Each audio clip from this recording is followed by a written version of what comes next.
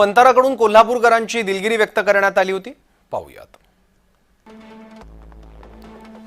नांदणी गावातील जैन संस्थान मठ आणि कोल्हापूरच्या लोकांमध्ये माधुरीचं अत्यंतिक धार्मिक सांस्कृतिक महत्त्व याची पूर्ण जाणीव वंताराला आहे. गेल्या अनेक दशकांपासून ती आध्यात्मिक सामाजिक जीवनाचा भाग राहिली आहे.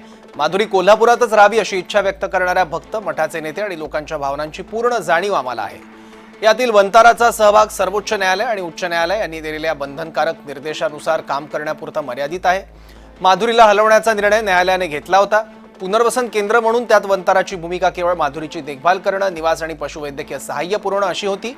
वंताराने कोणत्याही टप्प्यावर माधुरीचं स्थलांतर करण्याची शिफारस केली नाही किंवा तिचं स्थलांतर सुरू केलं नाही. धार्मिक प्रथा किंवा भावनांमध्ये हस्तक्षेप करण्याचा आमचा कोणताही हेतू नव्हता. माधुरीला कोल्हापुरात परत आणण्यासाठी मठ आणि महाराष्ट्र सरकार यांनी माननीय सर्वोच्च न्यायालयासमोर केलेल्या कायदेशीर अर्जास वंतारा पूर्ण पाठिंबा देईल. त्यासाठी वंतारा संपूर्ण तांत्रिक आणि पशुवैद्यकीय सहाय्यता प्रदान करेल अशी भूमिका काल वंताराकडून मांडण्यात आली होती.